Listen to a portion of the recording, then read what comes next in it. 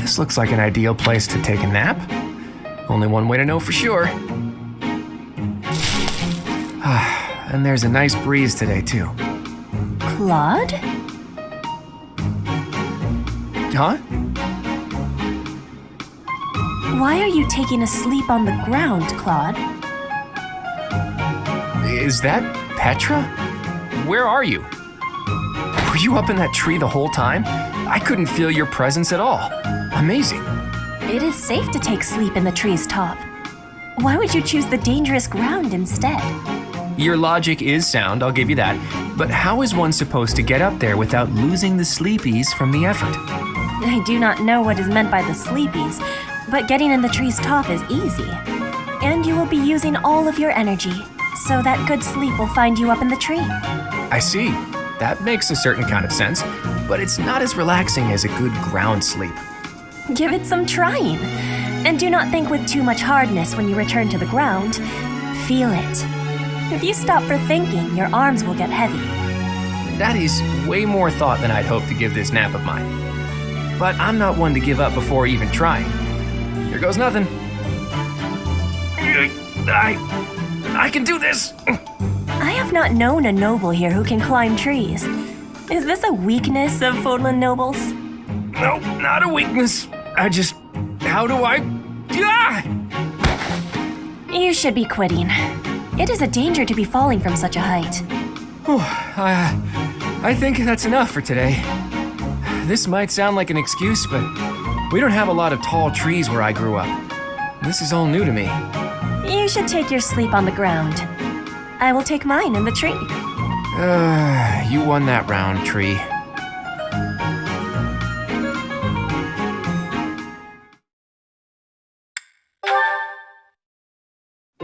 Hey there, Petra.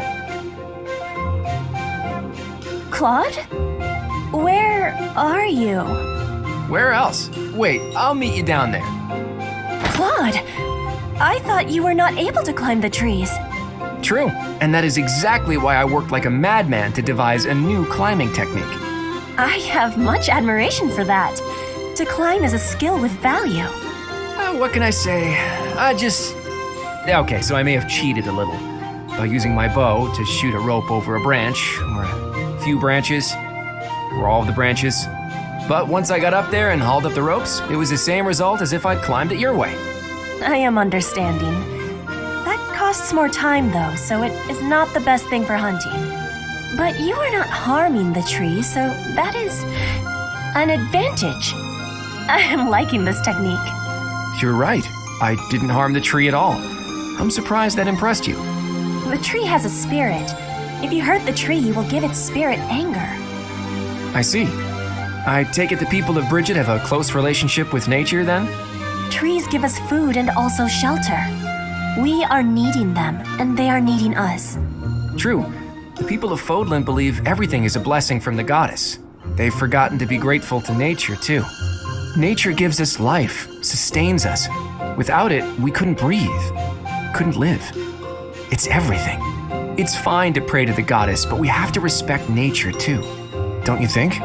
Yes. I do not know this goddess, but I know nature. That is the knowing I prefer to have. You and me both.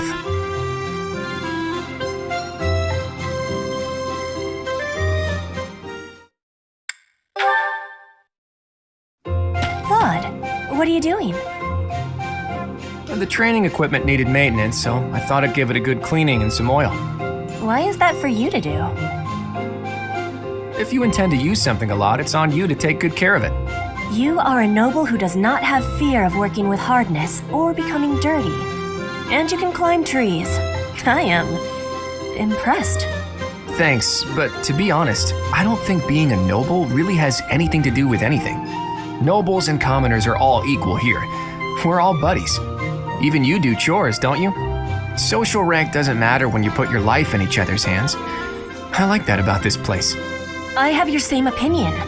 Status is something chosen by chance, not by a person. Everything became different when I came from Bridget to the Empire. Nobility does not stop life from surprising you. I know just what you mean. It's not like the ancestors of the nobility or royalty were selected by the goddess herself, after all. What does origin or status matter? In the grand scheme of things, we're all just insignificant mortals. Nobility isn't a matter of birthright alone. At least not in my eyes. Claude, you are very much strange for a noble. Thanks, and same to you. You're a princess of Brigid, right? If I'm a strange noble, you are too. I am normal in Brigid. In Fodlan, you are an abnormality. An abnormality, am I? Gentleman that I am, I'll go ahead and take that as a compliment. I think also that your heart is kind. I am thinking you will be a good king. I'll remember that. But for now, this equipment isn't going to clean itself. I will be helping you. We will join together our efforts. You're an abnormality, princess. A wonderful abnormality.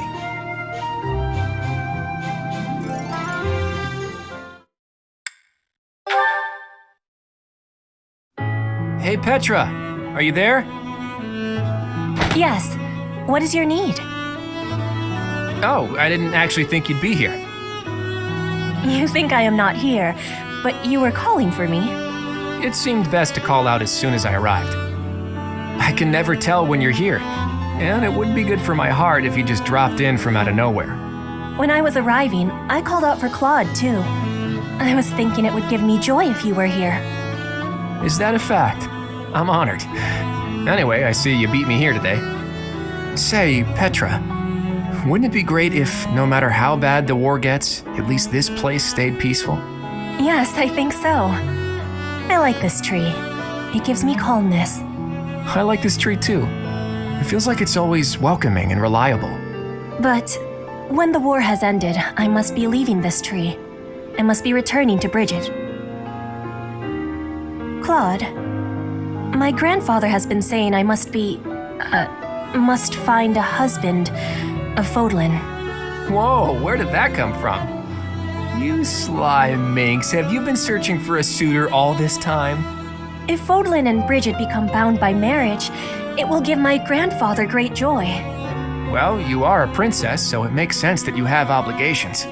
I am not having an obligation. I will only be marrying if I find a good person.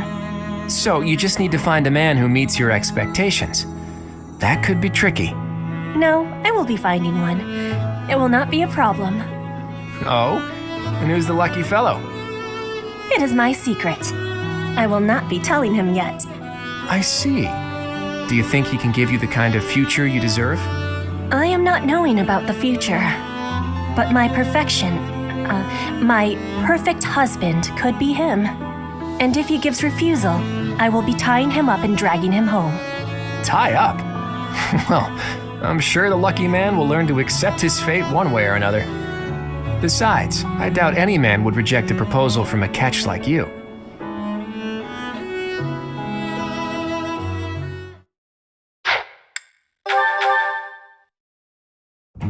Creepity creep.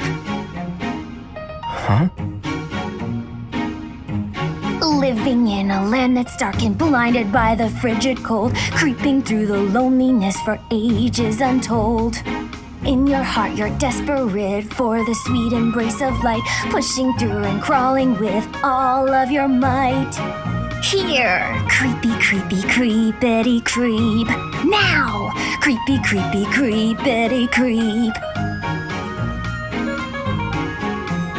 Oh, Claude, you weren't, watching me, were you? I saw the whole ritual, yes. You have a gift, Annette. I could watch that all day. In fact, I just might. Claude! Can you please forget you saw that? I was just making up a silly song to pass the time while watering the plants. Sure. It could be my secret serenade, if you so please. But tell me, you were born in Fargus, right? Yes, that's right. I thought so. You're really talented, you know. It's been a while since I heard a song like that. One that stirs me to my very soul. Soul stirring? My creepity creep song? I think that's a bit of an exaggeration. I never, ever exaggerate. In fact, it reminded me of rituals we have back where I grew up. We'd gather around a blazing fire and spend the whole night caught up in song and dance. Not unlike what you just demonstrated. Really, the dance I'm thinking of is exactly like the one you just did. We'd scream like beasts and then jump up and roll around. It's freeing, isn't it? Scream? Like a beast? That is not what I was doing. And what's this weird ritual you're talking about? Even better than your angelic voice were your lyrics. I can't even begin to fathom the deep meaning they contain, but maybe if we talk about it. Deep meaning? No, just no. Oh, I get it. It's the sort of thing you have to figure out for yourself. Okay, don't tell me. Give me time. I'll work it out. Work what out? Oh, have you already watered the plants? Sorry, I'm just realizing it was supposed to be my turn this week. No, it's fine. Really. Okay, see you later then. Creepity creep. He is not gonna let this go, is he?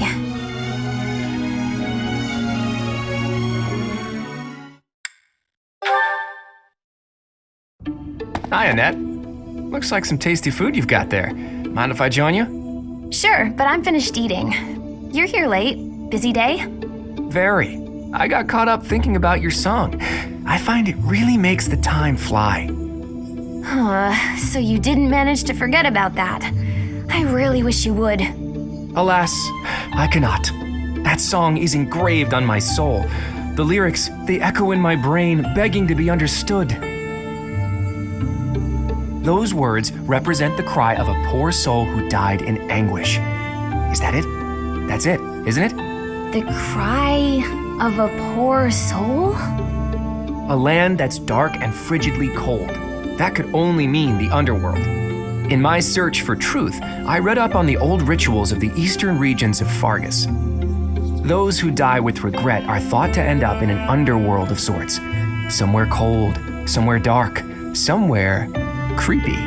To escape from their bitter limbo, they dig their way up through the earth, trying to find the surface, or the light, in other words.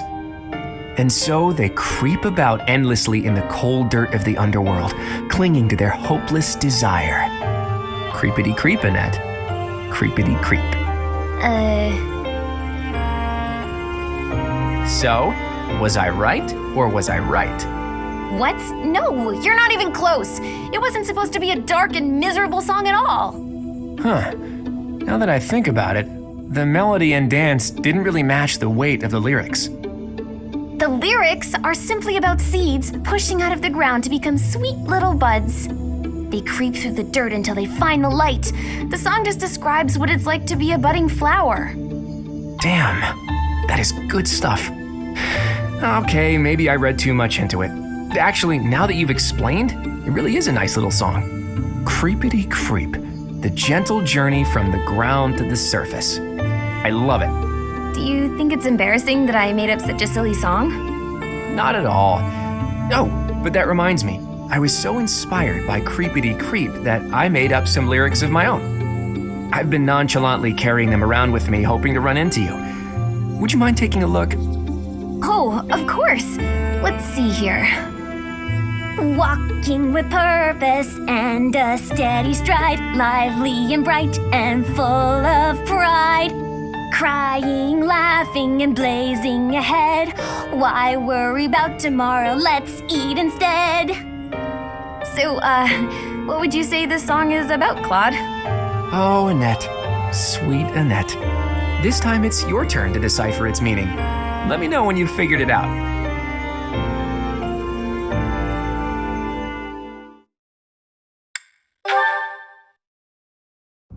Hey, Claude, I think I've worked out what your lyrics mean. Care to hear me out? Huh? Sure. So you managed to work through the labyrinth of my melodic poetry then? I did. You were writing about yourself, right? About how you just keep moving forward no matter what difficulties you encounter? We've got this, we did it, now let's eat. That kind of thing. Am I right? Hey, that's pretty close for being completely wrong.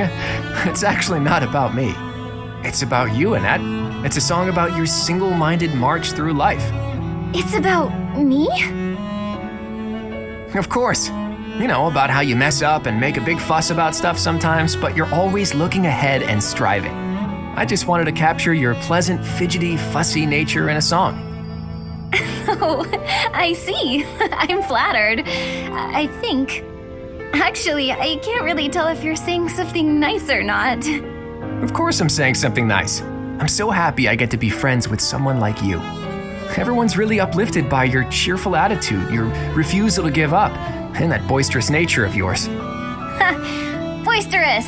That's definitely not a compliment. Still, thank you, Claude. I'm really pleased that you thought so hard about me and wrote a neat song like that. You know, what this song really needs is a nice little dance to go with it. I couldn't agree more. And once you've finished, you should perform it for everyone. You're a fine dancer after all. Nope, not happening. I'm afraid my dances are not for public consumption. It will have to suffice that I let you see it. You drive a hard bargain. And if this performance is just for me, maybe I can coax you into letting me hear some of your other songs? I suppose there are a few others I could maybe share, like my bear song, or my dungeon song.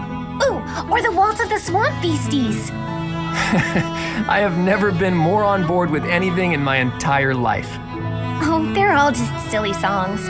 I don't know that they're anything worth being excited about. I'll be the judge of that, and I can tell just by their descriptions that I'm right to be excited. Well, I guess I have no choice. I'm making an exception just for you, Claude. I'm honored to be the exception, as well as your #1 fan.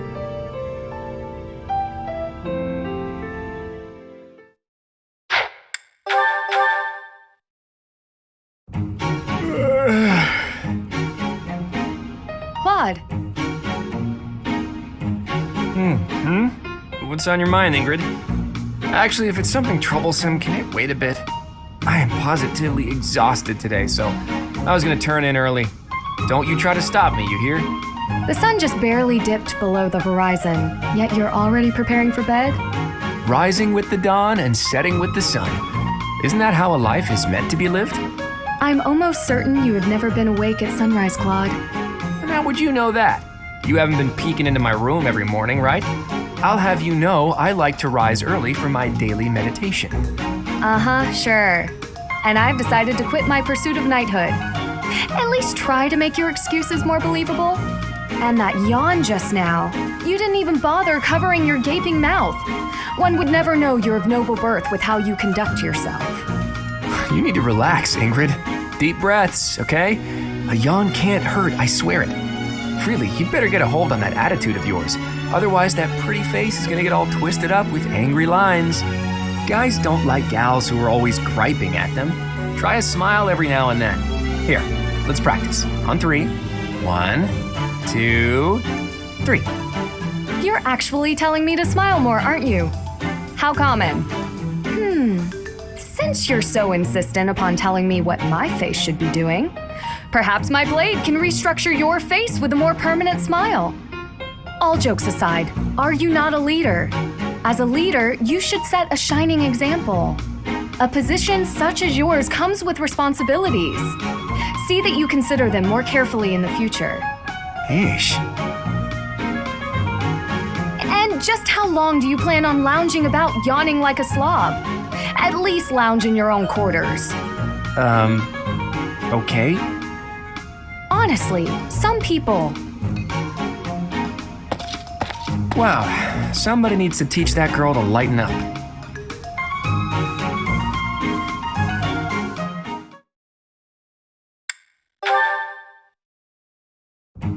Ingrid, hello. Yes, Claude? Listen, I know you and I don't always get along. I just wanted to say that I'm sorry if my way of being is upsetting to you. If anyone should be making apologies, it's probably me. I've been overly harsh toward you on more than one occasion. I am close friends with someone who has caused me no end of trouble since we were very young. You remind me a bit of him, and I think I've projected my annoyances at him onto you, at times. Huh. Am I really that similar to this friend of yours? Not in every regard, no. You certainly seem to treat those of the opposite gender with quite a bit more respect, for one thing. Well now, I'll take that as a compliment. You also speak to me in a much more amicable manner than my dear friend ever does. Okay, I have to ask you something, but only if you promise not to show me your angry lines again. Doesn't that straight-laced personality of yours make life harder than it needs to be? I feel like there are plenty of people who'd like to get to know you better, but who are scared off by your, well, intense attitude. Oh, really? Really. I'd say that especially applies to most of the folks you go around giving lectures to. We're all friends here, Ingrid. We all trust each other with our very lives on the battlefield. Shouldn't we try to accept each other? You have a point. I sure do. Besides, with a cute face like yours, I bet you could win anyone over if you just threw out a smile now and then. I've got better things to concern myself with. In any case, you speak as though you know so much about wooing the masses. But I would wager that many of our classmates find it difficult to trust one as slovenly as yourself. Oh, another lecture. I see you took my words to heart. Look, let's just call a truce, shall we? How about we agree that we could both learn something from our chat today? If you'll make an effort to smile more, I'll try my best to set a better example for everyone. That seems like an unreasonable thing to ask of you. I wonder if you're capable of such a thing. And it's perhaps equally wild to ask an ice block like you to melt. But let's give it a try. What do you say? I suppose it's only virtuous to ask as much of myself as I'm asking of you. Very well. I accept your challenge.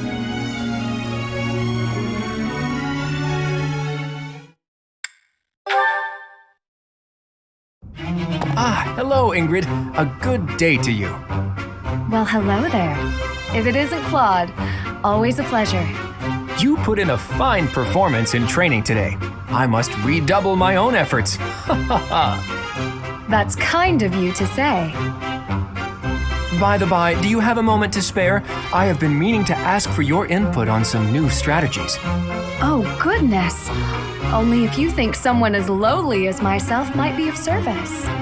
But of course, I value your skills more highly than most any other. Oh, goodness.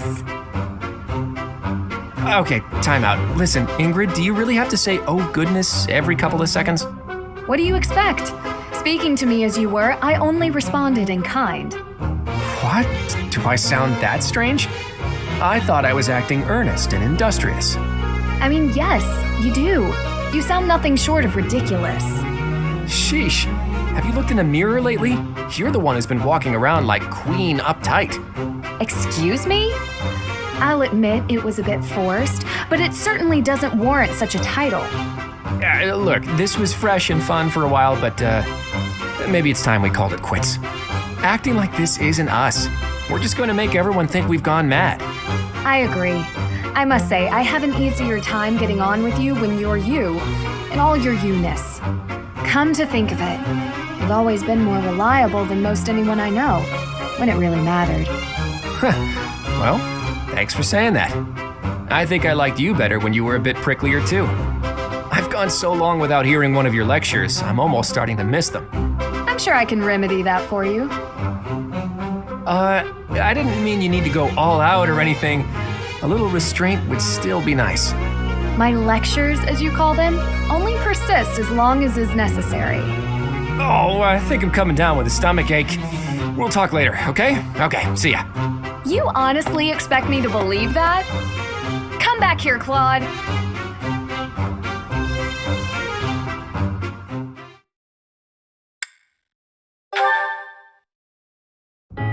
Hi, Ingrid. That was a great training session today, wasn't it? It was indeed, Claude. It's so nice to see you. Things have been pretty busy lately, though. I hope you're taking the time to rest whenever you have the chance. I thank you for the concern. You are ever so kind.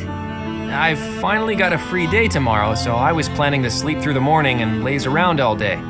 That sounds so lovely. Perhaps I should do the same. Ingrid, will you just stop it already? You still doing that shtick? Whatever do you mean? Are you feeling all right? You're acting so demure. It's kind of creeping me out. You can't be serious. I always knew you were a layabout, but I see now you're also an insensitive nitwit, too. If I lecture you, you complain. If I act pleasant, you also complain. Ah, you switched back! Please, tell me how to behave. At least if you're commandeering my behavior, I'll get less of an earful of your complaints. Have you ever even once considered thinking before you speak? And you wonder why people so rarely trust you. Ah, right. I'm sorry, I guess that was kind of insensitive. Wow, quite the apology. Sounds a lot like one of your myriad excuses. Do you really expect empty apologies to help you get your way? I'm suddenly feeling dizzy. Oh, so dizzy. We'll have to talk about this later. There you go again, you and your excuses.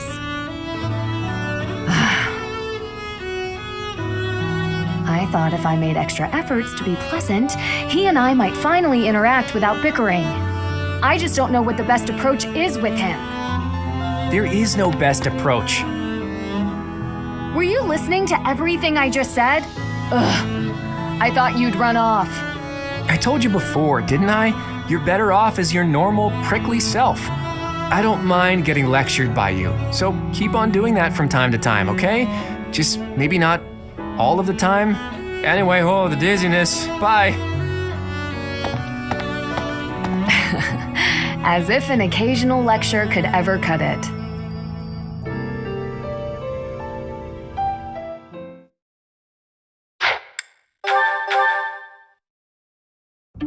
You. Just what are you up to? Well, if it isn't Lorentz. Yes, it is. Try not to sound so affronted. And you're just whimsically wandering the monastery grounds again, I suppose? Oh, naturally. After all, I really do adore the Garrick Mock Monastery. No, I think not. That impish look on your face does not suggest innocence. You are up to something. Lorentz, control yourself. Let's not start throwing around baseless accusations. It's not proper. This monastery is packed with 1,000 years of history. Well, 5 years shy of 1,000 if we're going for accuracy. Those pillars, these walls, even the floor, they've all seen more than we can possibly imagine. Our distant ancestors may have walked these very halls. Doesn't that excite you? Perhaps if this were a discussion about art, but I'm afraid walls and floors are not sufficiently interesting to hold my attention. Nor will they suffice to distract me from what is plainly suspicious about you. House Regan was on the brink of collapse until they suddenly revealed you as their legitimate heir. That was only a year ago. Where were you before then? Are you even a true heir to House Regan? If I weren't truly of House Regan descent, how do you imagine I acquired my crest? A crest is insufficient. I am referring to your noble disposition or lack thereof. Well, that's what I came here to hone, after all. I can only hope that you will assent to instruct me in the art of snobbery, Professor Lorentz. I do not think you grasp the significance of the responsibility you bear. Do you even know what it means to lead the Leicester Alliance? I take no pleasure in saying this, but much of the chaos in our ranks right now is due to the failings of House Regan's leadership. I intend to set things right, and once I expose you for the fraud you are and reclaim my rightful place, that is precisely what I will do. To be blunt, it would have been better had you never shown your face here. Sheesh, that guy. He just can't be reasoned with.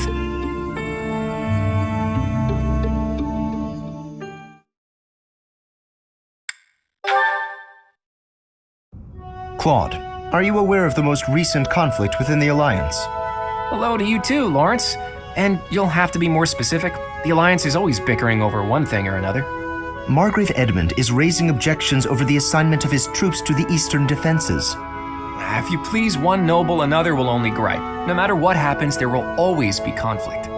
That is just the kind of lackadaisical attitude that causes more conflict among us than necessary. Now, listen to me carefully. House Edmund may not hold much land, but the land they do control is quite rich. They also maintain a thriving port. Their influence is poised to rival even the most powerful players in the Alliance, yet they claim they cannot spare a fair share of troops? Do you find it acceptable to let such an obviously unreasonable objection stand? It's not as though the threat of Elmira to the east has proven all that threatening of late. Such negligence! What makes you so certain the Almirans will not attack us tomorrow? If certain dukes hold back their proper share of support, it will only serve to weaken House Goneril's hold of our eastern flank. Calm yourself. I am well aware that the financial situation of House Edmund is quite exceptional.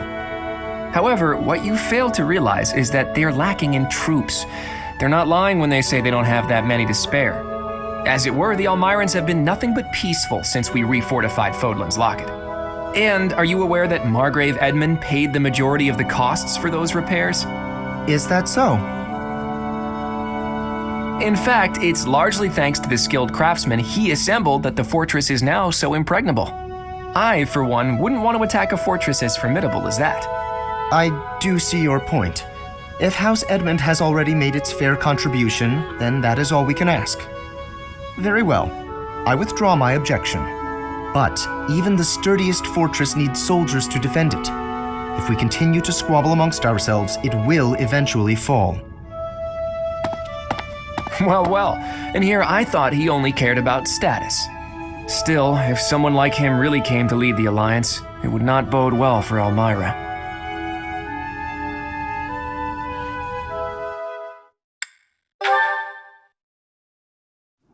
The earth nurtures the trees, and the trees bear fruit. It's the earth itself that gives us all life. O Fodlan, land of plenty, bless us with the gift of delicious food. What are you doing? It's just you, Lorentz. I was disturbed by your ridiculous blather. Must you recite it quite so loudly? And can you even call that nonsense poetry when it is utterly ignorant of rhyme and meter? Ouch! You don't hold back, do you?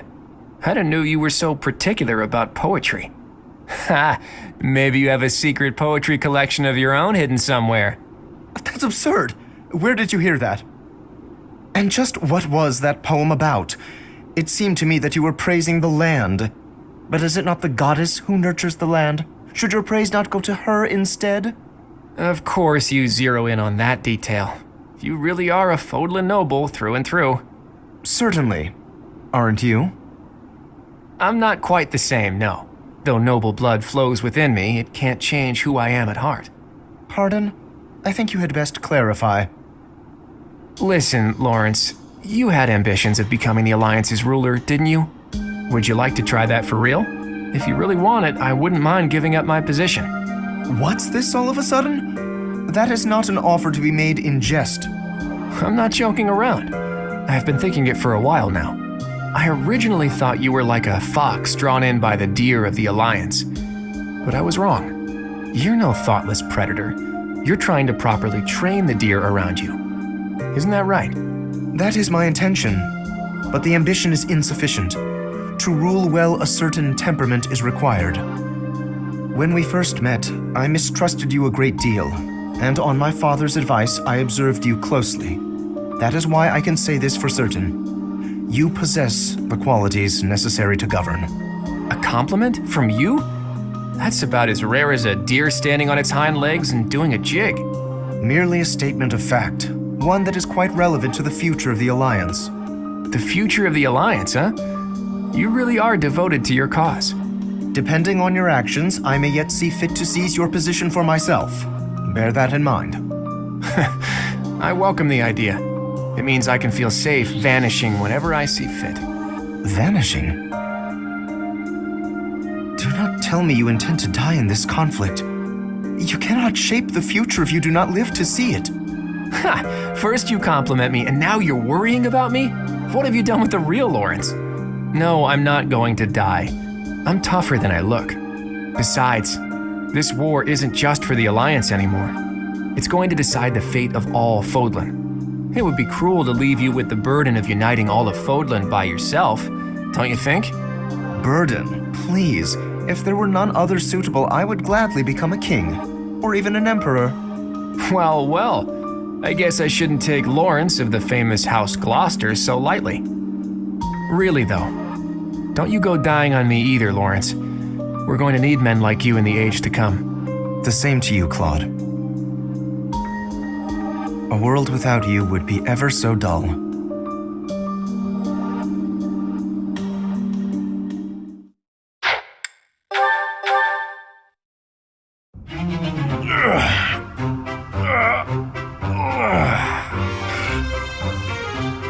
There we go. Time for a break. Hey, Raphel, that's quite a load you've got there. It was my turn to do the shopping again, but I might have overdone it. Aren't those trips usually for food supplies?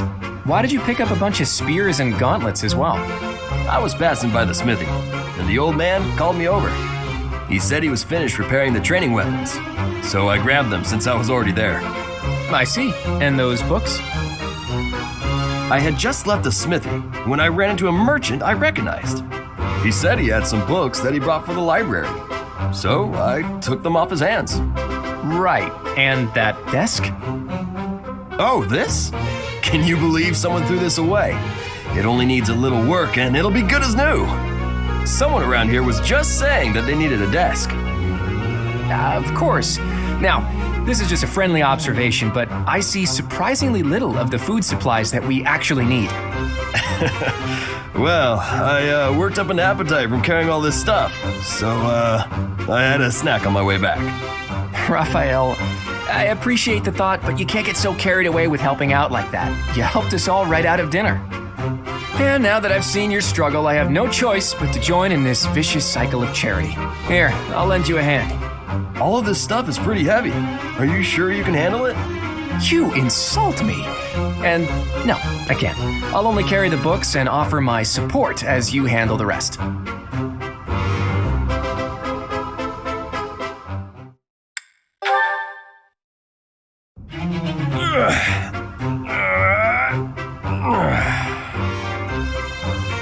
Whew.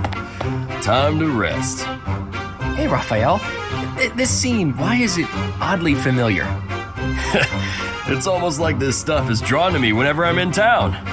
I'm just happy I can use my muscles to help out around here. But isn't your goal to become a knight? Running errands isn't exactly a knight's job. I heard that proper knights always help those in need. Isn't that right? Well, you're not wrong, but I think most people would consider that only a small part of a knight's duty. A knight's main function is to fight and defend, don't you think? That said, I'll agree that helping anyone and everyone who needs it makes you a remarkably virtuous person, which is even better. If someone virtuous becomes a knight, they'll be a virtuous knight, right? That's about as proper as you can get. Yes, I suppose so. I, for one, would certainly look for virtue in any knight that I recruited. So you're saying I'm the type of knight you want to hire for House Regan? Absolutely, if I somehow manage to remain the head of my house, that is. I can't see into the future, but you have my word that I'll do all I can to help make your dream a reality. That is, if you're actually able to let somebody help you out rather than helping out the whole world by yourself. I'm not going to stop helping others, but you can do me all the favors you want. All this talk of being proper is making me hungry. For my first favor, why don't you bring me a snack?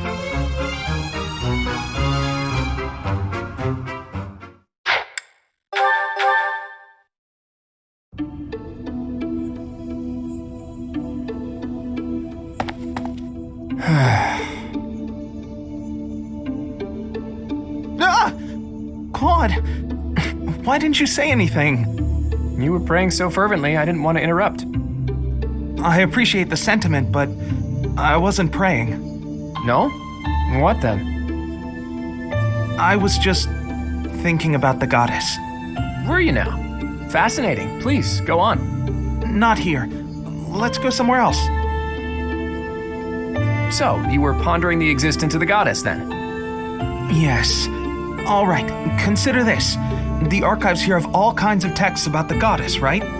But when people tell stories of the goddess, it's only myths and legends that glorify her.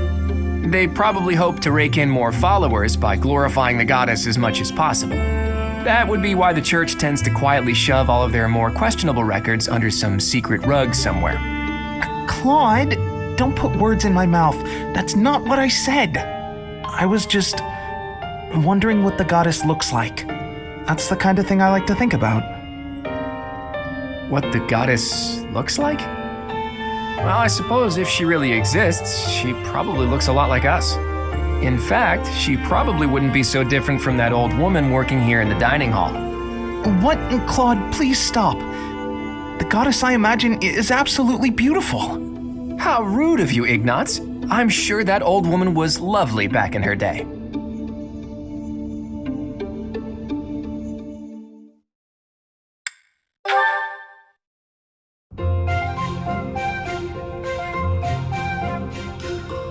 Hey, Ignatz.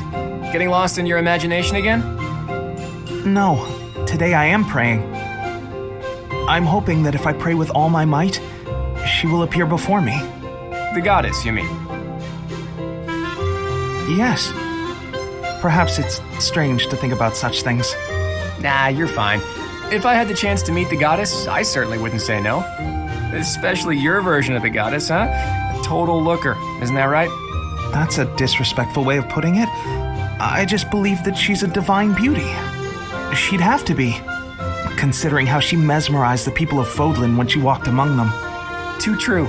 No doubt an incomparable beauty, that one. Funny to think that even now she must be somewhere, right? Well, I guess she's just floating on a cloud or whatnot.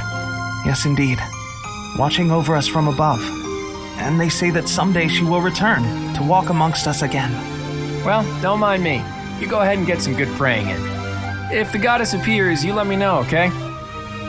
What? No. If she does appear, I want it to just be the goddess and me. It'll be way better if I'm there too. I'm saying this for your benefit, Ignatz. Why?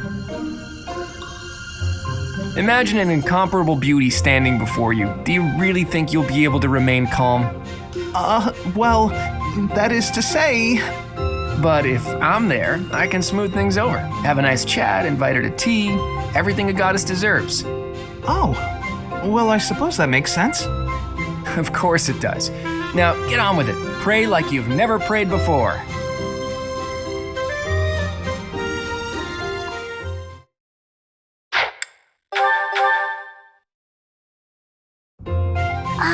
So I see. If one were to combine this incantation method with the power of a crest, then in theory, it should... Hey there. Still studying, are we? Isn't it past your bedtime? Claude, I really don't appreciate you interrupting me right now. But if you don't get your sleep, you're never gonna grow big and strong. Uh-huh. The last thing I need is you fretting over me as though I'm some child. I'm only a few years younger than you know. Hardly worth noting. Furthermore, my grades in magic and basically every other subject were far higher than yours. Whoa there. I'm not trying to treat you like a child, I promise. This is me treating you like a princess. Now, come along, princess. Brush your teeth and get yourself ready for bed. I could read you a story if that helps. Ugh, the audacity. Whatever it is you think you're treating me like, it's unendingly annoying. If a child and a princess are out, what's left? Should I treat you as a noble hero? Draw your sword, Lysithea. If you wish to continue studying, you must first defeat me in battle. Come now, face me like the hero of legend that you are. I find myself speechless in the wake of your staggering ignorance. Now, please, leave me be. Okay, I can take a hint. But in all seriousness, you shouldn't neglect your sleep. You'll fall ill if you push yourself too hard. Oh, and just so you know, I heard a rumor that this library is haunted. It's probably not true. Right? Right. Anyhow, I'm off to bed. Good night. You know, I am suddenly rather sleepy. Excuse me while I see myself out. No matter how she tries to hide it, she's still a young girl at heart.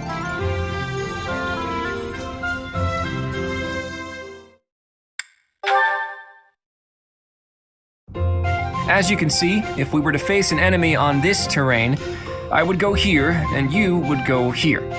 Hang on. If we're trying to repel the enemy, I should be positioned there, correct? Huh? I'm not sure that's the best idea. Take a closer look at this map. See, there's a graveyard over here. Might run into some of those ghosts you hate so much. Claude, will you knock it off already? So help me. If you continue treating me like a child, I'll... Easy there. I'm sorry, okay? Just don't start blasting off any spells in here.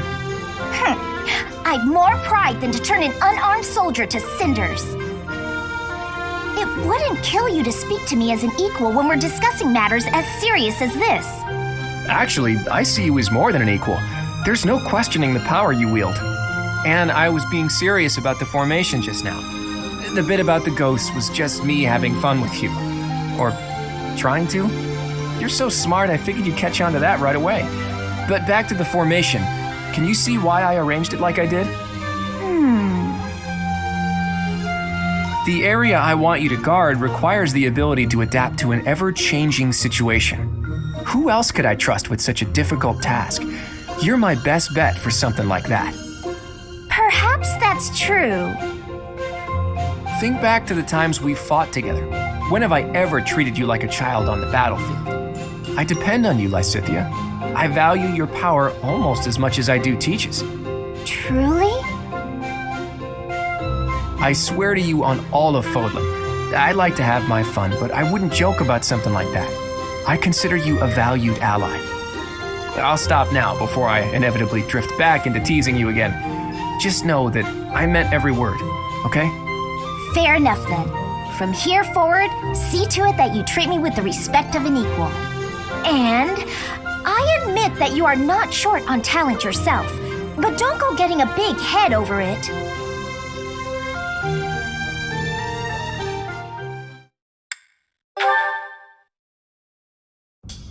Strategically speaking, if I poised an archer to lie in wait here, and then lured the enemy in over here.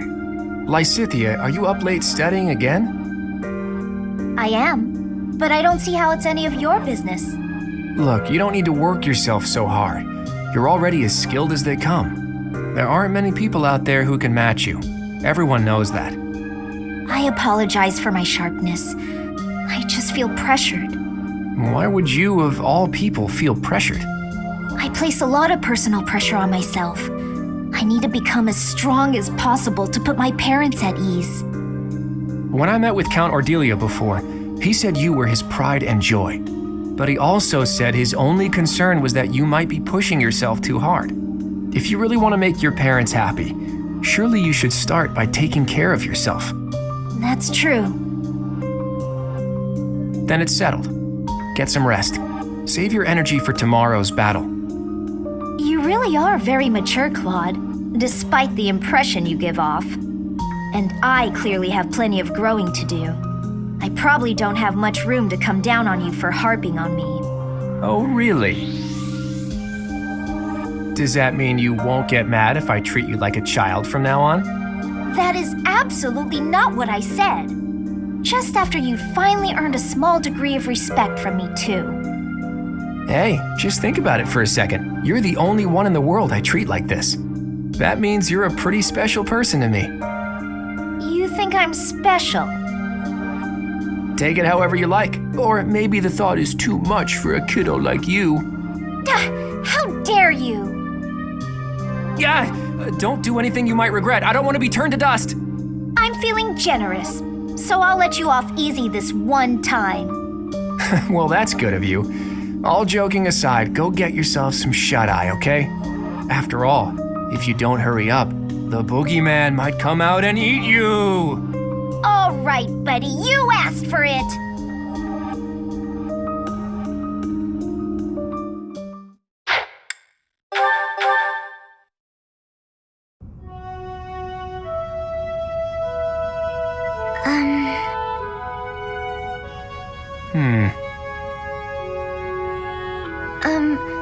Claude? Oh, Marianne.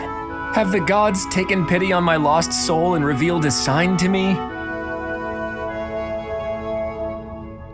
I've been researching the 10 elites of Fodlan, but I can't tell fact from fiction. Anyhow, what can I help you with?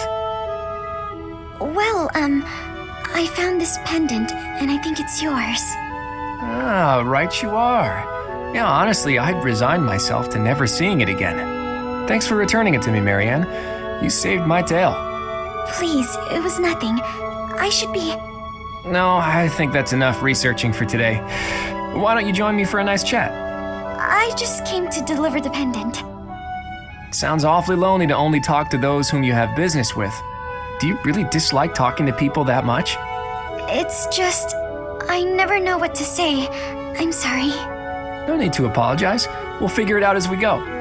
Tell me, are you like this with your father too? Within the Alliance, Margrave Edmund is prone to debate. With a father like that, I would have thought... Margrave Edmund is my adoptive father. Oh, is he? I didn't know. Where were you born? That is none of your concern. I really must be going. She's hiding something, that much is clear.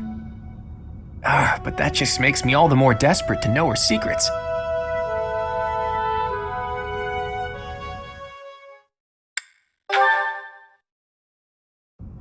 Marianne, please accept my apologies for my behavior yesterday. I'm not sure what you mean. Asking you about your family like that was pretty insensitive of me. No matter how curious I am, that's no way to treat someone. I'm sorry. Oh, no. You weren't being insensitive. I just didn't want to talk about it. I don't spend much time talking about myself. Not to people, anyway. If not people, then with who? Unpeople? Non-people? Well, yes. I'm much more comfortable talking to anyone who isn't a person. I was actually joking, but now I'm mystified. Who is it you like to talk to? Dorte the horse. Ah, of course. Good old Dorte. And does he understand what you tell him? We understand each other. He tells me when he's sleepy, or when his stomach hurts, or if his nose itches. Sounds like a complainer, that Dorte. But let's table this fascinating discussion for just a moment. Now that we've gotten in some small talk, I'd like to know what you're hiding. You are hiding something, right? Your lineage, perhaps? No. If I'm wrong, I'm wrong. If it's all just idle gossip, that's fine too. But if it's something silly like, my ancestors were cursed, therefore I'm cursed, you should know that I won't accept that nonsense. That sort of thinking is stupid, and that's all there is to it. Say your ancestors were thieves. Does that make you a thief, even if you've never stolen a thing? Of course not. But people have burdens to bear from the moment they're born. My burdens are so big that I'm sorry, I can't discuss this anymore. People certainly are born with burdens. She's right about that. But Marianne, don't you know that you can choose not to carry them?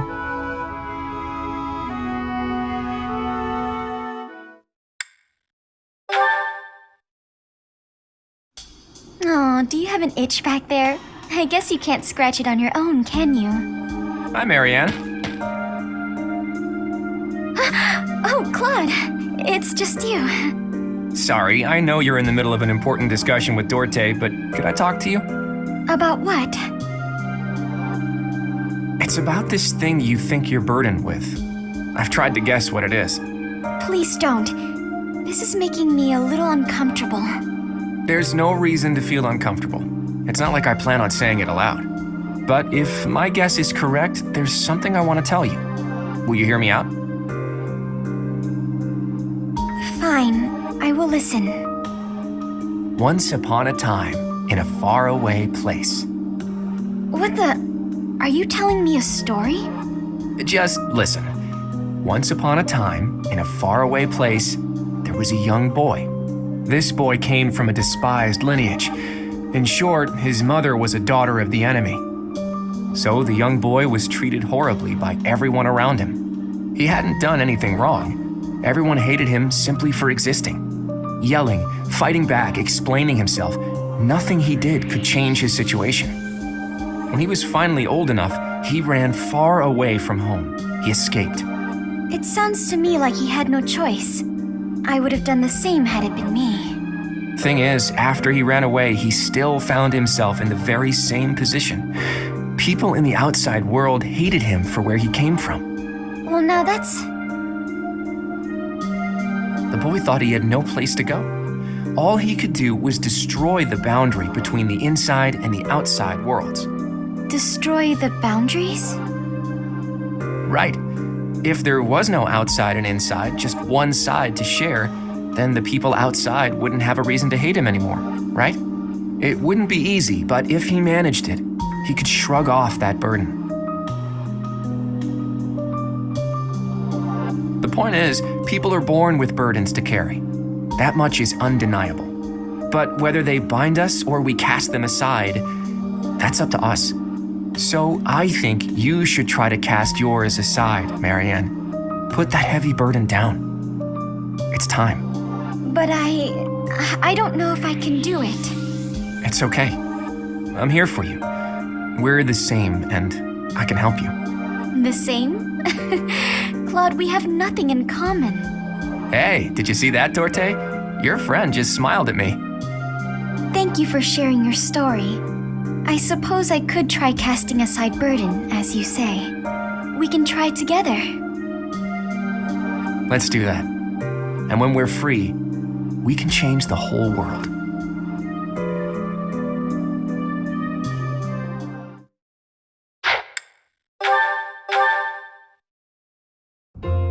Huh? Are you actually reading, Hilda? I thought you hated studying. Oh, hush. It's just a letter from my brother. He sends them all the time. Your brother, huh? Isn't he known as a great general of the Alliance? A true beacon of... Don't even start. That's got nothing to do with me. Uh-oh, better not let your brother hear you say that. 'Twould break his fraternal heart. But all joking aside, it sounds like he really cares for you. You can say that again. He must be rather bored, too, now that the situation in Elmira has settled down. Ah, the Elmirans, the Eastern Menace, as they're often called. I did hear your brother had fought them a number of times. In fact, I hear he's even gone toe-to-toe with Nadir, the great Elmiran warrior. Nadir, the undefeated, was it? Just another grizzled old man as far as I'm concerned. But my father was ecstatic when he heard my brother had defeated him. He paraded my brother all over our territory. What a pain that must have been for our people. A pain? Any celebration is something to be enjoyed. Celebration puts smiles on faces faster than anything. I'm sure even you at least congratulated him, right? A smile from you would surely mean the world to your brother. Well, sure. Then he got all worked up and started saying things like, I am the protector of Fodlan. That's not far from the truth, you know? Why do you think the Elmirans have been so quiet lately? They're wary of your brother. If House Goneril of the Border were a bunch of weaklings, the Elmirans would have invaded Fodlan a long time ago. You talk about it as though you've spoken to the Elmirans yourself. Well, I am the leader of the Alliance, after all. I'm privy to all kinds of information, whether I like it or not. You act so nonchalant about your studies, but you know so much about politics and history. You're a hard guy to grasp, you know that, Claude? Oh, I disagree. I'd let you grasp me any day. My hand, my heart, even my neck. But if you want to know all of my secrets, you'll have to bear yours as well.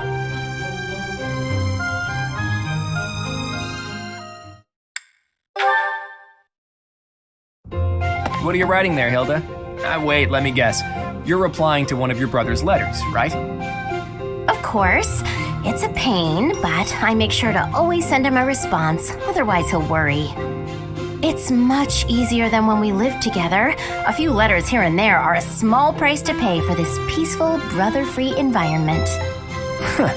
Well, that's a fine thing to do regardless of your reasons. As for me, it's been far too long since I've written to my parents. Oh, I thought your father had died. Not quite. He's still alive and kicking, as far as I know. The late Duke who died in an accident was my uncle. I see. I do recall you mentioning that your mother was born into the Regan family. What's your father like, if you don't mind me asking? He's quite the extravagant character. When I was a kid, he used to tie me to a horse and drag me around. Excuse me? In all fairness, I was quite a little brat. The horse thing sounds worse than it is. There's sort of a trick to it. A trick I hope I never need to learn.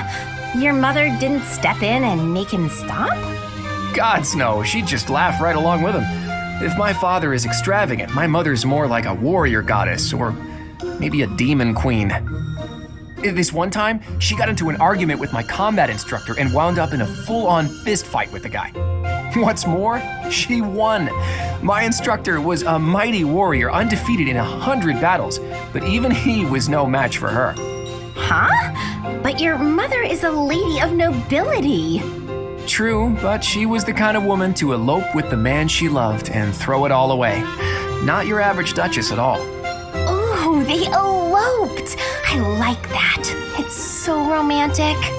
Imagine abandoning your family forever to be with the one you love. Not everyone can do that. It's not a question of can, it's a question of will. Even someone like you who generally despises effort would pull out all the stops for something you really care about. Isn't that right? Excuse me? I put in plenty of effort. Hey, that was a compliment. Anyhow, I look forward to the day when something inspires you to try your absolute hardest. It will be something to behold.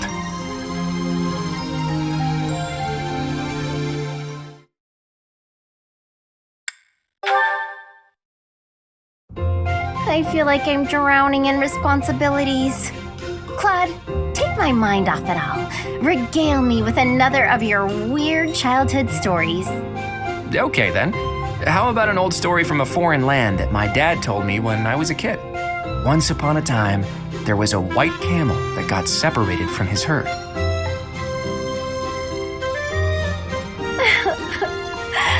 so happy for that white camel.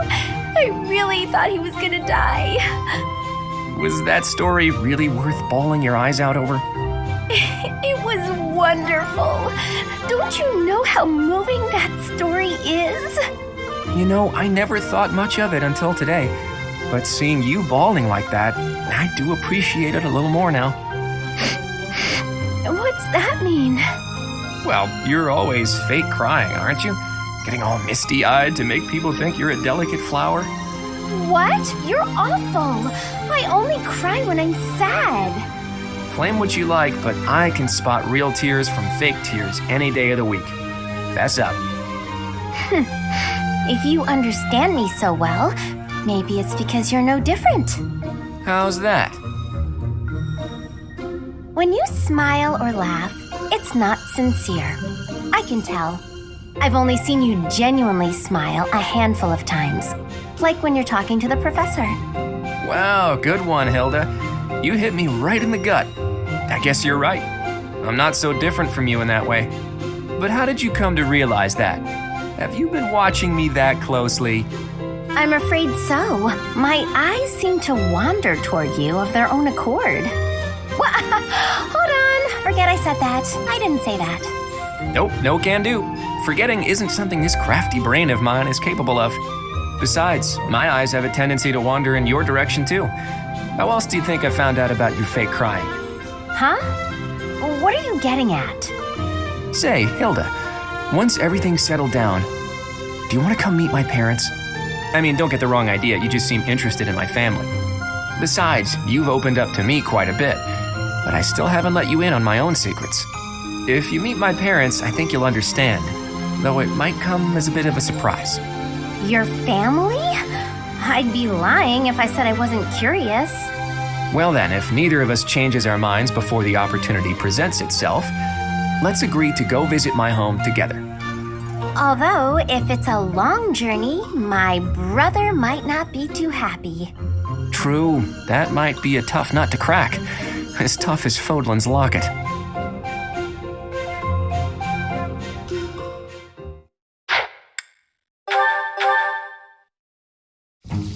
Is the water supposed to be this cold? God, my hand slipped again. Hey, what's that noise? What are you doing? Sorry, I'm sorry, okay?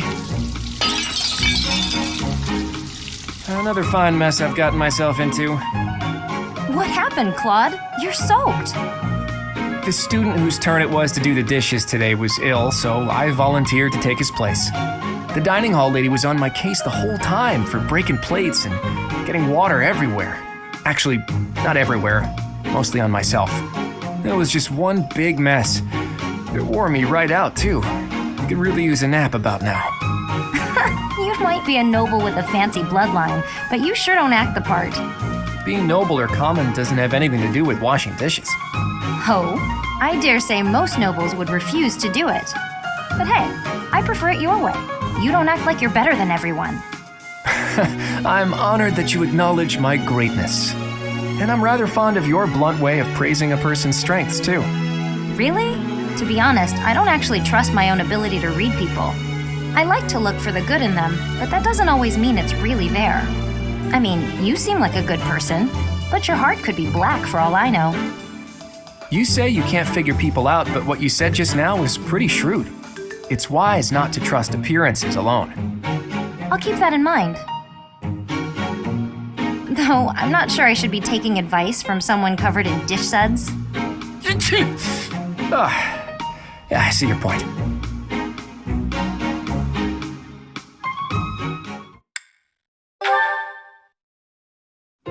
A little closer. Hey, Leonie, what are you up to? Oh, come on. What'd you do that for? Look, you ran my quarry off. You were hunting? Are we that short on food supplies? No, but I like to hunt every now and again. Keep my skills sharp. No such thing as too much food these days, is there? And it'd be a problem if I got rusty. I suppose so. You're from a family of hunters, right? Well, there's no shortage of prey to hunt around here. True. Not many hunters around the monastery, huh?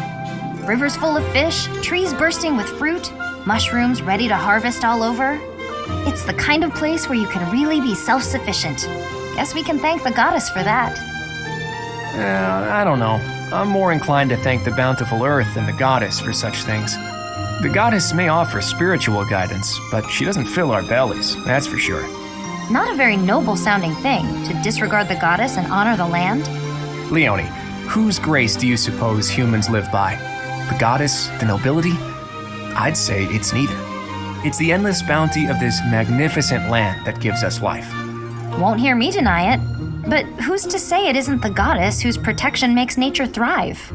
I'm not the most devout person, but I'm not about to go around saying we don't need the goddess at all. I said she gives spiritual support, didn't I?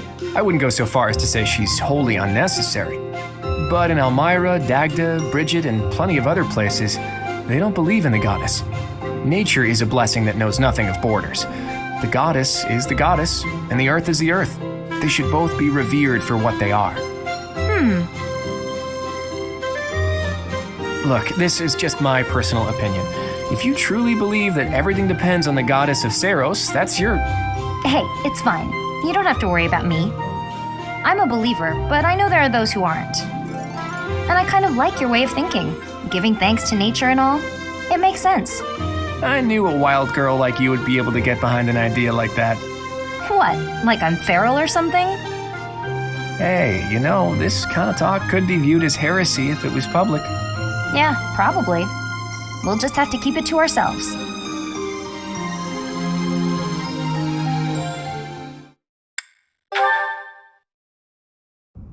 Well, we've got another battle coming up. What do you think of our chances? Winning is always the goal. At any rate, I've done everything I can to prepare. That's the right attitude. I'm sure they're doing all they can on their side, too. I don't doubt it, but however strong they are, it's no more than a Fodlan concern. Who knows how far this world extends beyond the boundaries of Fodlan? Talk of strength or weakness doesn't amount to much when it's only in relation to a tiny corner of the world. Guess you're right. Thinking about it like that, even this war seems like a storm in a teacup. Exactly. It's nothing more than an internal quarrel amongst the people of Fodlan. Typical laid-back Claude. I always like talking to you. Your perspective on the world is so refreshing. Things I thought were obvious turn out not to be. The way you think, that changes the way you see things. Common sense never tells the whole story. It's similar to what we were talking about before, about how you need to doubt yourself first. True enough, but where did you get these ideas? That perspective of looking past the walls of Fodlan when it's all we can see in front of us. Do you really want to know? I do. But I'm afraid now isn't the time. When this war is won, I'll tell you all about it. It'll be easier for me to show you than to tell you. Show me. Are we going somewhere? It's quite a distance. You'll start to appreciate how big the world is if you go. Sounds eye-opening. I'll look forward to it. Can we call it a promise? Yes, it's a promise. But first, let's win this war and leave it far behind us.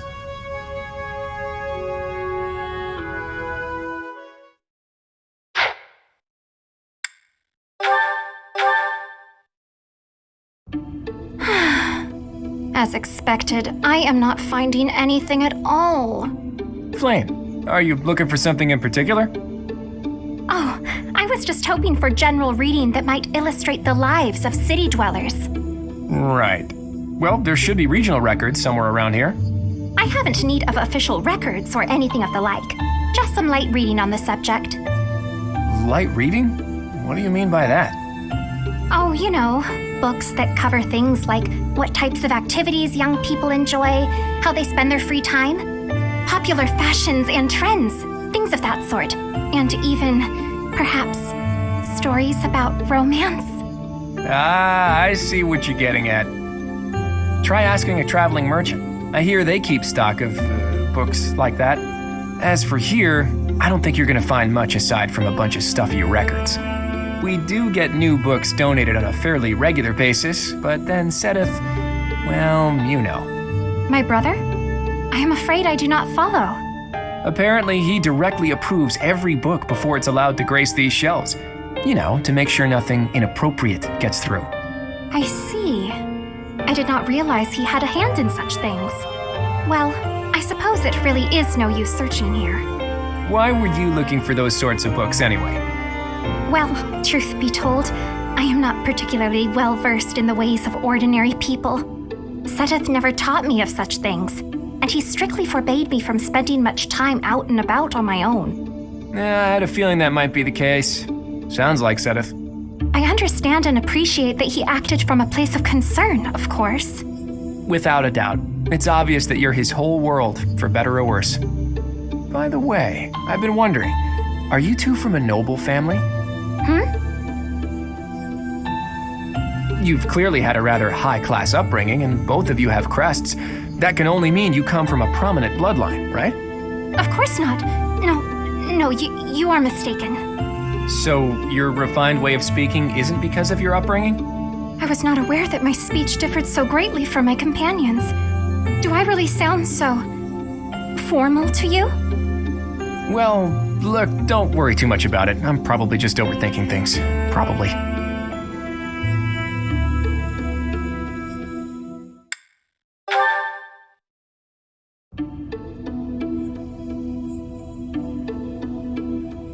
Hi, Flame. Have the four saints caught your fancy? Hello there, Claude. No, not particularly. I was merely looking. I see. In any case, do you mind if I ask you a little something? It's about your family's origin. This again? There is truly nothing of interest to discuss on that topic.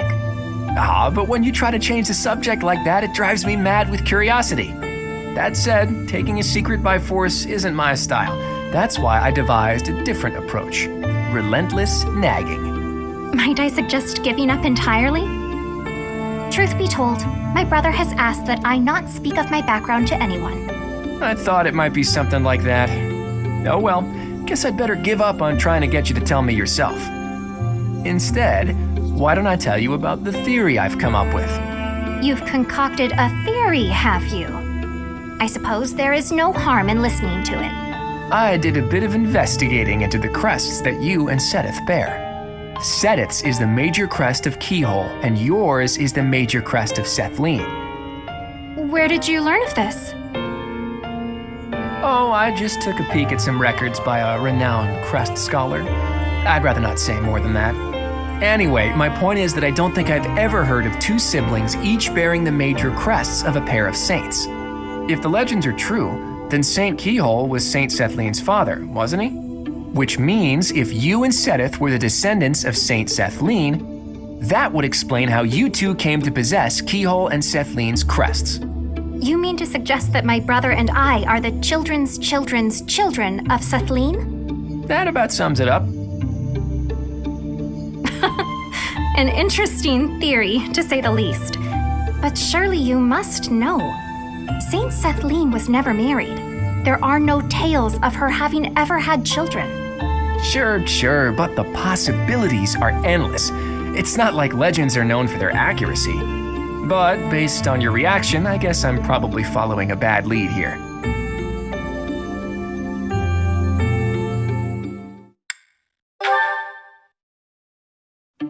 Hello, Flame. Isn't it about time you told me the truth? About what exactly? Who you really are. Villains are after you for your blood. There's no doubt that you're someone special. And that's why Sedith is always worrying about you so much, right? Well, yes. I see no reason to hide that fact. But just what makes that blood of yours so special? More than anything, I've been wanting to find out Teach's true identity. But yours is bothering me almost as much. Somehow, I can't seem to stop thinking about you. It's almost like a crush. I have a crush on your secrets, sweet flame. Such flattery. I've tried asking Sedith, but there's no sign of him budging on the issue. At this point, I guess I just need better bargaining skills. Or how about this? If you tell me the truth, I'll do anything you say. That is not something I am willing to share, unfortunately. However, since you are so passionate on the matter, I will promise you something. What's that? If you somehow manage to uncover the truth of my identity, I will acknowledge it as truth. That's real nice of you and all, but I think if I could come up with the truth, I'd be able to tell from your reaction anyway. You're not great at hiding your emotions, after all. If you do somehow figure it out, then I would ask something of you, Claude. I would ask that you reveal your own true identity. Now that's a request I wasn't expecting. It has been clear to me for quite some time now that you are no ordinary noble. I have been pondering, well, you, quite a lot lately. The curiosity is enough to drive me mad. I see. Well, that's an interesting turn of events. Looks like we both have a little crush on our hands, huh? I hope the day comes when we can talk freely about both of our identities.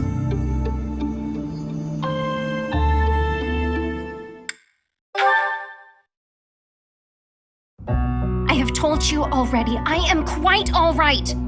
You say that, but I do not care what you have to say. I could not bear to stand here and do nothing. Flame?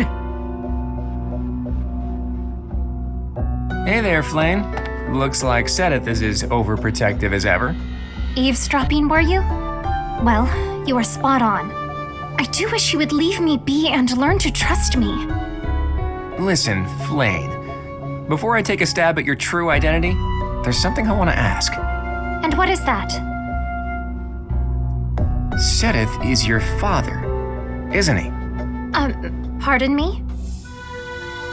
I've been thinking about this for a while, and my latest theory doesn't make sense otherwise. That overprotective attitude of his, it seems like more than just sibling concern. More like a father protecting his only daughter. How can you be so sure? Hilda's brother and Raphel are quite similar, are they not? They're both pretty clingy, sure, but even they are willing to let their sisters live their own lives.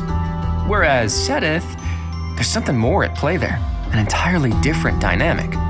I imagine that is because Even taking into account your special blood and the people targeting you because of it, I feel like Sedith has devoted his whole being to you, like only a father would. Have you confronted my brother with your theory? As if he'd tell me anything, even if I did. Though maybe if I tried to trick a reaction out of him. I could try calling out, "Daddy!" from behind him when he least expects it.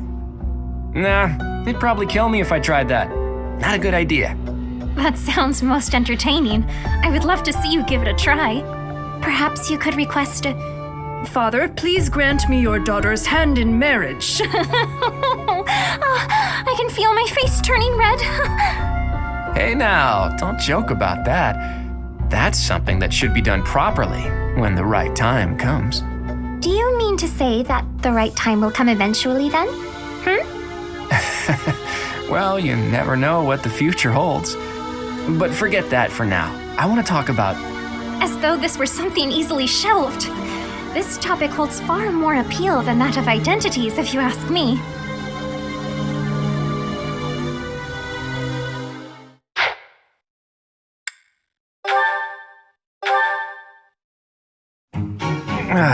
There's really no better place for my midday nap than under the shade of a nice big tree.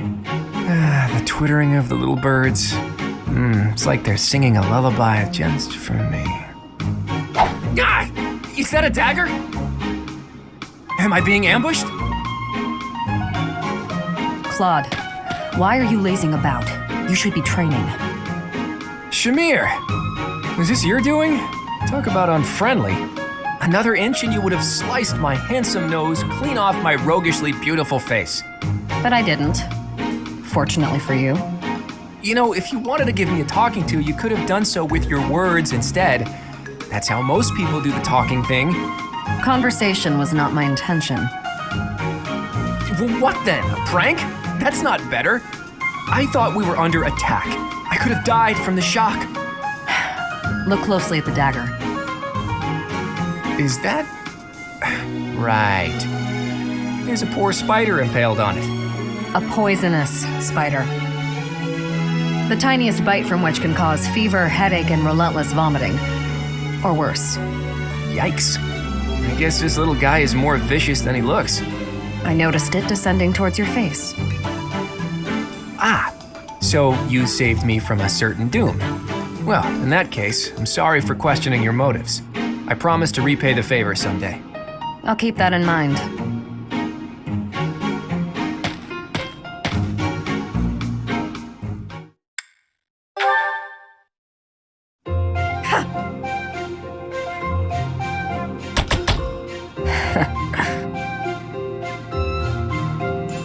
Impressive as ever. It's always satisfying to see such skill in motion. It's nothing to boast about, just part of the job. Sure, but I hear there wasn't a knight out there who could match your skill at reconnaissance and infiltration missions. Don't forget assassination and coercion. Is there someone you need killed? Ooh, so violent. Why would you jump to that conclusion? You went out of your way to find me. I thought you might need a favor. Sorry to disappoint, but I didn't come to request an assassination. I just want to talk. With me? Of course. You've piqued my interest for a while now. A little birdie told me you were born in Dagda. Is that true? That's pretty far away, beyond even Brigid to the west. So, what brought you to Fodlan? I worked as a mercenary in Dagda. That is until I was defeated in battle against the Empire and left for dead. I see. I'm surprised they didn't take you as their prisoner. I know how to conceal myself. Yeah, of course you do. Still, with your particular skill set, couldn't you make your way back to Dagda whenever you please? That is true. I could return if I really wanted, but my interests have changed. For now, this is where I belong. Where you belong, huh? That's heavy stuff. I wonder if this is where I really belong. I wouldn't know. You need to figure that out yourself.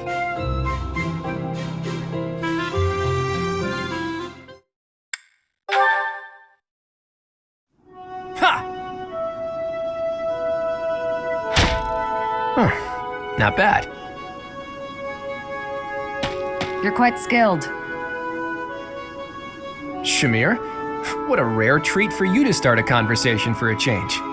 Is it? It's not possible you came to ask for my help with something. Could it be you want to become closer friends? Don't flatter yourself. That's cruel. You could have at least hesitated a beat before answering. Last we spoke, you were questioning whether or not you belong here. You remember that, do you? Well, yes, I do think this is where I belong. For now. I have things that I want to achieve, and I can only do that by staying right where I am. That said, once I've done what I'm here to do, it's hard to say whether I'll stay or leave. I might end up searching for another place to belong. That is true for most people. Life would be tedious if we knew what lies ahead. Whether or not you belong in a place can change at any time. As soon as you settle in somewhere new, you begin to question your decision. That's true. I guess trying things out and searching for our own path is what life is about. And both of our paths have led us here. This is where we belong right now. Even if it's just a temporary coincidence, we should cherish it while it lasts. What are you going on about now? I'm just saying we should make the most of this time we have together, since we don't know how long it'll last. Once it's gone, it might never come back. Right? Is this your sad attempt at flirting? I will admit, you're an interesting one.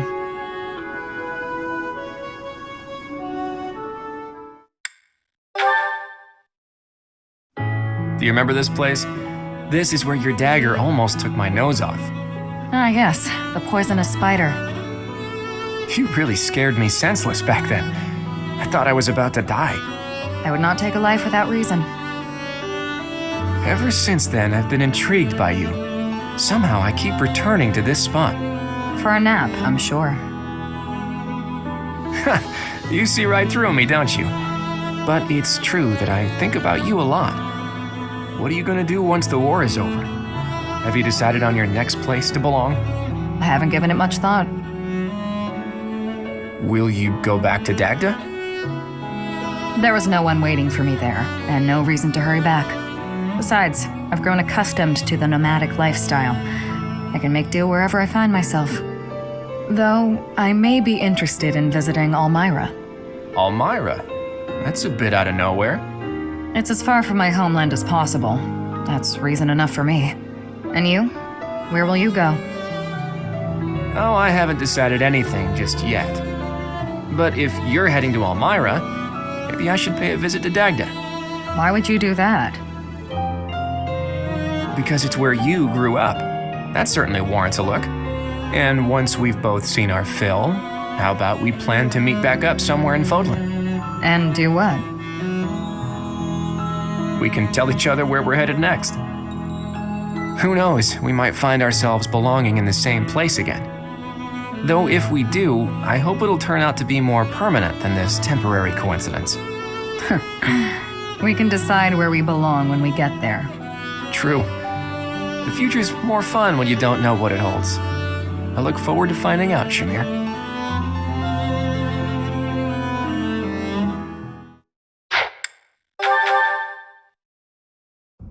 Hey there, Cyril. You're working hard as usual. Nah, just doing my job. Rhea used to assign your daily tasks herself, didn't she? The church employs a lot of people, but not too many of them can claim they got to speak with the Archbishop every day. You should be proud of yourself. She must have truly valued your work ethic. Hey, is that everything you wanted to say? 'Cause I'm kinda busy here. Actually, I was hoping to ask you about Rhea. There's so much we don't know about her, but I thought maybe you... Yeah, I know more about Lady Rhea than anybody. But why should I tell you anything about her? So cold. Think about who you're talking to. Huh? What are you to me? You don't know who I am? Of course I do. You're Claude, leader of the Leicester Alliance. That's not what I mean. Well, never mind then. Tell me, don't you ever miss your homeland? Elmira? Yes, Elmira. Judging by that expression, I'm guessing you're not terribly homesick. Life was a whole lot harder for me there than it's ever been around here. My dad and mom both died in the war, and there was nobody there to look after me. The king, he didn't do anything to help, so I had to survive by being smart. I had to stop being a kid real quick. I'm sorry to hear that.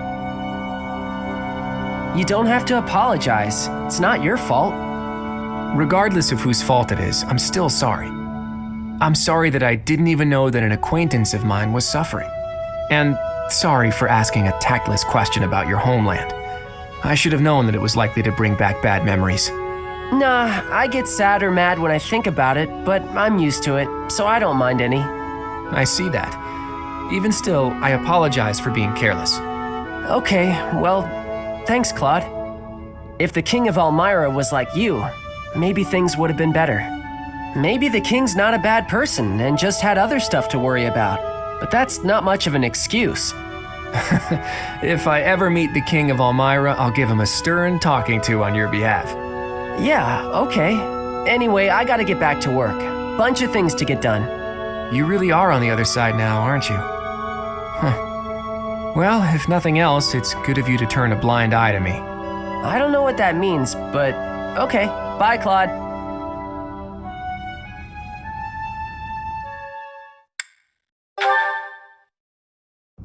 Sorry, Claude. You can't go past. Huh? Ah, Cyril, it's you. Is there a problem? It's not the first time I've been to the Holy Tomb. Rhea herself took me there once. Besides, the inside's been scoured by the Imperial Army. There's nothing left there now. Don't matter. Lady Rhea said nobody could go in, so I can't let you through. I gotta do what Lady Rhea says. You wanna break them rules? Then you'll be her enemy. If you're trying to do that, I'll have to fight you. Fine, I get it. I wouldn't hesitate to make an enemy of Rhea if it came to that, but I'd rather not fight with you. So I'll back off. For now. Why is that? Does it matter? Dunno. With your status, you could smack me to the ground and walk right over me. I guess, but I wouldn't. We're friends. I thought you were the kind of guy who'd smack down just about anybody if you needed to. You really are a stubborn one. All right then, I'll tell you. I swore I'd change this world so that those without status are no longer oppressed. Though you were never one of the people I was hoping to save. I never knew that there were people in Elmira in your kind of situation. I realized that my own perspective was too narrow. You helped me realize that. So, I owe you. Did you just say you're all about saving people who are oppressed? Really? I did. Is it so strange to hear that from me?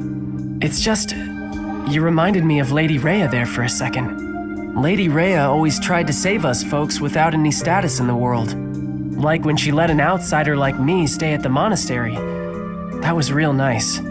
She brought in those kids from Ermire village when they lost their parents and... Well, I'm not a religious man. I'm sure Rhea wouldn't want to be lumped in with a guy like me. Lady Rhea didn't do those things because the goddess told her she should. She did it because she wanted to. I can tell you that. I see. In that case, maybe I don't need to make an enemy of her. Thanks, Cyril. I think you've brought me a step closer to my dream. Thanks to you too, Claude. If I was able to help you, then that makes me happy.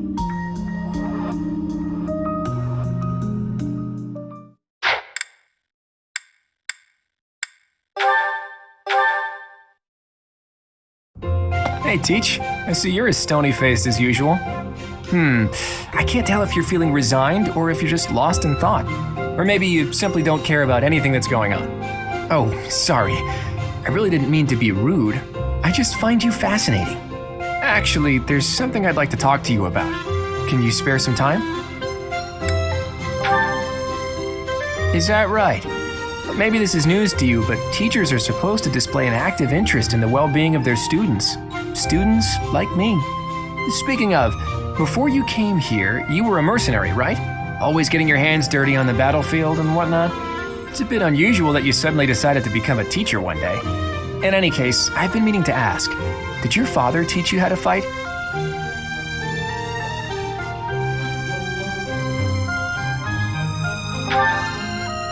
I figured. Your father used to lead the knights, didn't he? And I hear he was a legendary mercenary as well. It must have been hard on your mother when you followed in your father's footsteps and became a mercenary too. I see. I suppose you grew up moving from battlefield to battlefield with your father then. You know, for someone who's right around the same age as me, you certainly have an unusual amount of composure. I guess it's only natural that you'd be different from young nobles who grew up in the lap of luxury. Well, even so, I am heir to House Regan, the leading family of the Alliance. But I didn't exactly grow up in luxury like most people of noble blood. Hey, maybe that's why you and I get along so well. Folks like us should stick together. As house leader, I'll do all I can to help you out. We can start by making time for more little chats like this.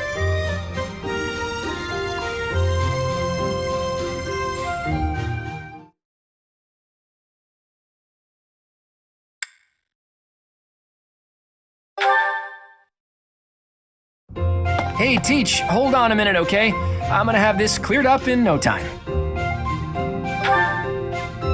I came across a fascinating book about poisons, and so I wanted to try mixing one up myself. And done. What do you think of that, Teach? A colorless, odorless poison. Say, care to test it out for me?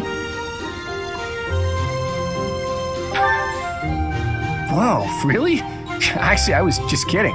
If you drink this, in 2 days' time, you'll have terrible, let's call it stomach trouble. I hear your silent question, Teach. Why the delay? That's so it can be used even if you don't have access to the target when you need the poison to take effect. Naturally, I have no immediate plans for this stuff. I suppose I just felt like broadening the old horizons a bit. When devising schemes, it's best to have as many options at your disposal as possible. Expanding those options is kind of a hobby for me. Well, I grew up in an environment where it was necessary to think that way. It's like I told you before, I wasn't born into a life of luxury. Ever since I was a child, I've always been seen as different from those around me. An outsider of sorts. I've been resented and hated. There have even been attempts on my life. I don't believe I've earned such treatment, but that's how it goes for people like me. Thanks, Teach. You know, in many ways, I'm just a normal person like everyone else. But in the right environment, anyone could be seen as an outsider. It can become overwhelming. And that's why I kept running, kept fighting. As a kid, I spent a lot of time licking my wounds and coming up with schemes, trying to keep my nose out of trouble while plotting against my enemies. My parents always told me I wouldn't grow stronger if I didn't learn to fight my own battles. And so in the end, I did. And I grew up to be as independent, as self-reliant as my parents always wished for me to be. Lucky me, right? If anyone knows what I'm talking about, it must be you, eh, Teach? I get the feeling you know what it's like to be an outsider. The moment I first laid eyes on you, I knew you weren't like everyone else. People don't care for folks like that. You do well to watch your back. On the bright side, that's also part of the reason that I find you so interesting.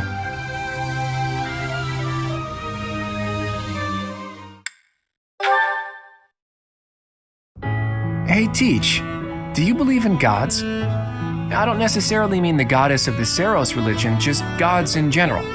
Do you believe that incredible beings who control the fates of all really exist? That's not the answer I was expecting.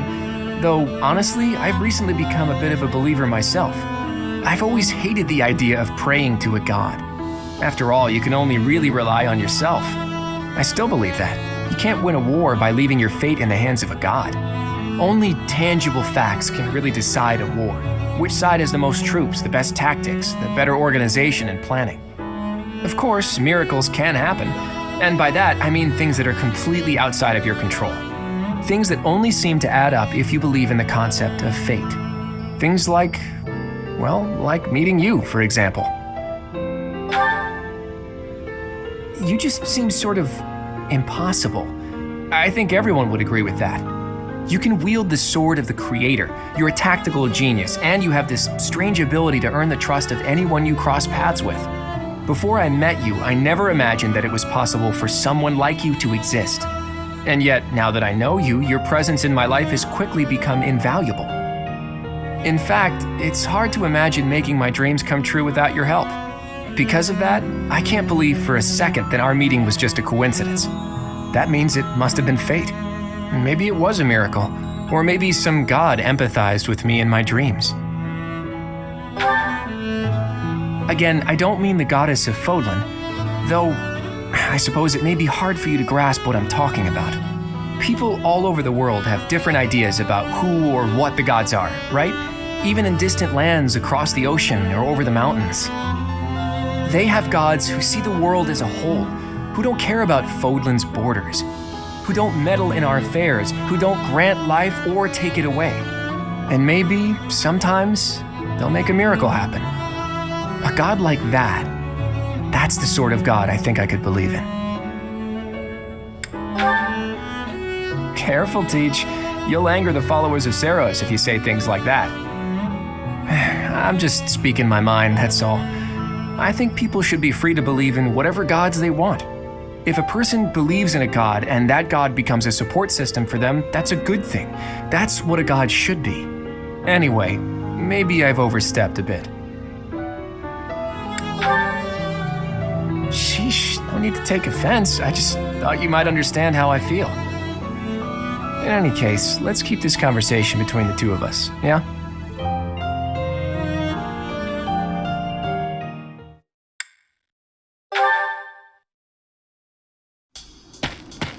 Oh, hey there. What are you doing up at this hour? My brain's just busy.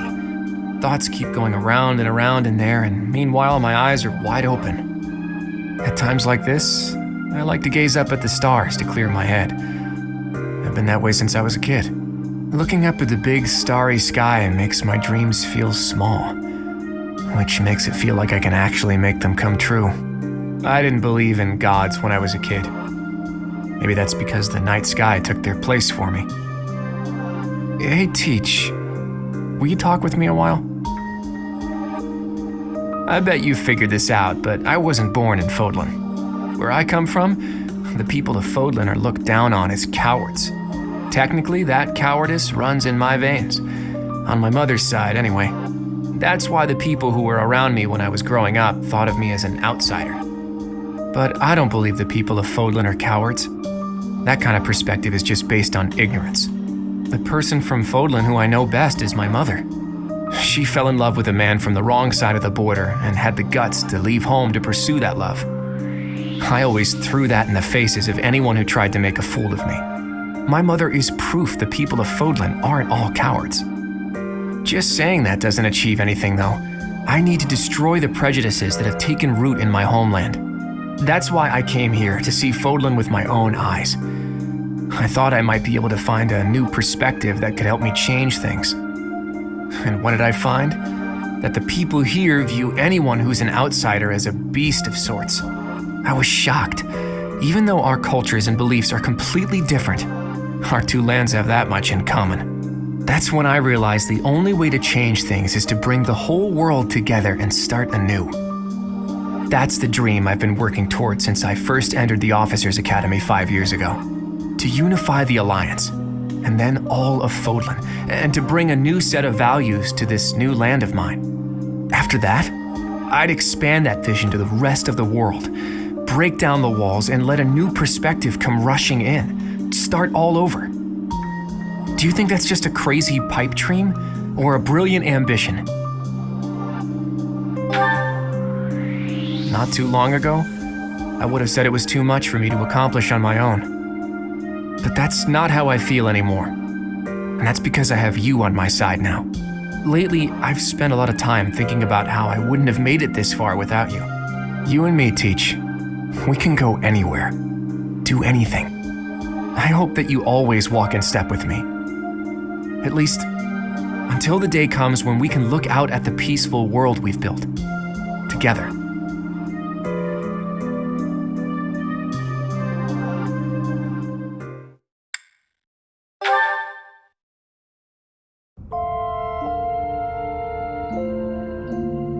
Sorry for calling you out here like this. I wanted to talk, just the two of us. First of all, I wanted to say thank you for all your hard work. It seems like our long struggle may finally be coming to an end. The way forward will certainly be rough. Right now, Fodlan is like a newborn, frail and easily upset. If we don't create a new ruling system soon, the Empire and Kingdom will descend into chaos. The coronation ceremony is the first step. Only then will Fodlan truly be a single, united land. I'm sorry that I won't be by your side at such an important event, but I'm certain you'll do great. I must return to my homeland. As for ruling this new unified land, well, I'll leave that to you. The Fodlan blood that flows in my veins. I've made use of it as best I could. Now I've got to use my other bloodline to change my homeland for the better. I have royal connections there too, insignificant as they may be. It's time for me to struggle all over again and see what good I can do. If I don't change things in both Fodlan and the lands beyond, I'll never set eyes on the kind of world I've dreamed of creating. You're the successor Rhea appointed, aren't you? And now you're also the hero who saved Fodlan. All those weak people who have nothing to cling to but their goddess, they'll rely on you just like they used to rely on Rhea. You'll be a leader all who are struggling to survive in war-torn lands can look up to. And I want a ruler who can lay down a new set of values for the people. Values that don't exclude anyone for being different. I know it's a lot to ask. but you're the only one who can do it.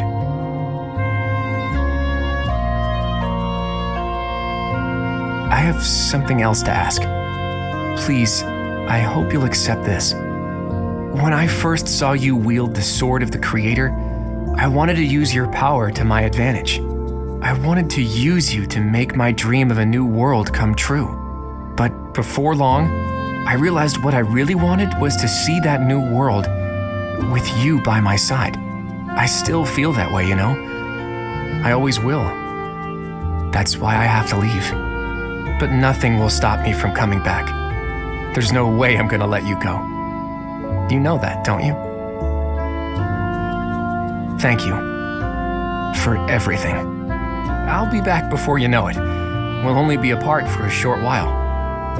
And now, I'm off to cross Fodlan's throat. I love you. With everything I am. And the next time we see each other, it will be at the dawn of a whole new world. A peaceful, happy world.